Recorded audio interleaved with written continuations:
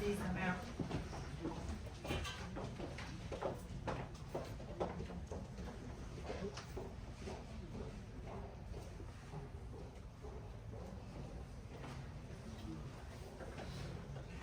So, just in case my video doesn't play.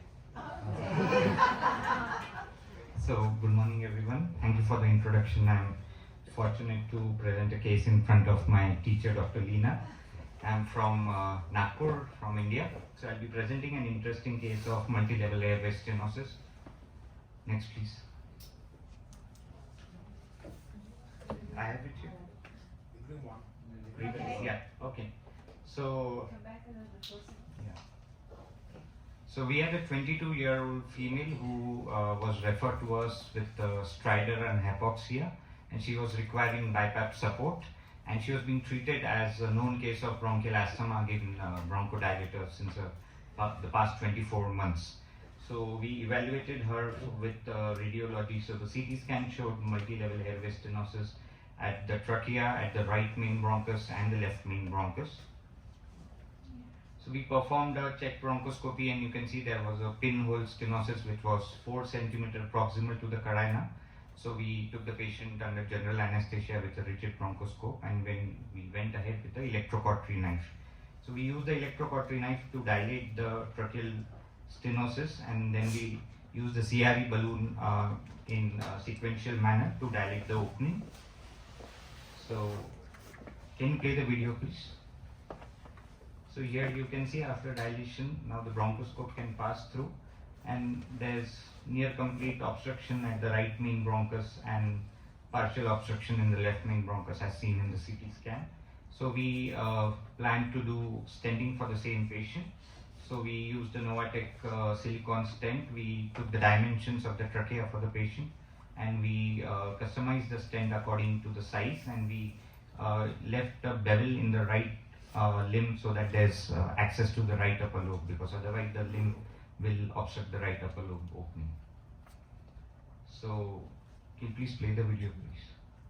So under fluoroscopic guidance, the Y stent was deployed,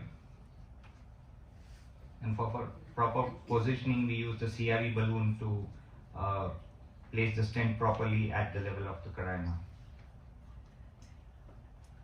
So the post-procedure patient was maintaining SpO2 98% on room air.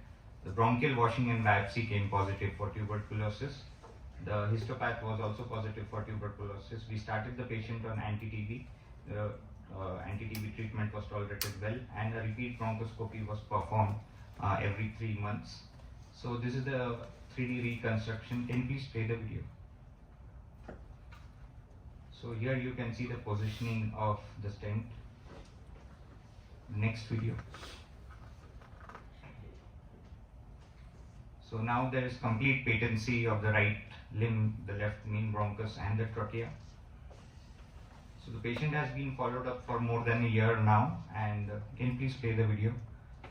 So this is the bronchoscopy video right now with no granulation or no secretions. The patient is doing symptomatically well, and endobronchial tuberculosis has been known to be the main cause for tracheal stenosis in TB endemic countries, but mostly it is seen in the left main bronchus. Very rarely do you see a multi-level stenosis.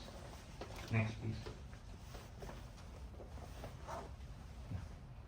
So although surgery is the gold standard for patients who have benign stenosis, a prosthetic stent can be helpful till the patient can be taken for surgery, but patients who have a non-complicated stenosis where there is no cartilaginous involvement, so these are the patients who might not require any surgical involvement, and patient might benefit with bronchoscopy itself. Thank you.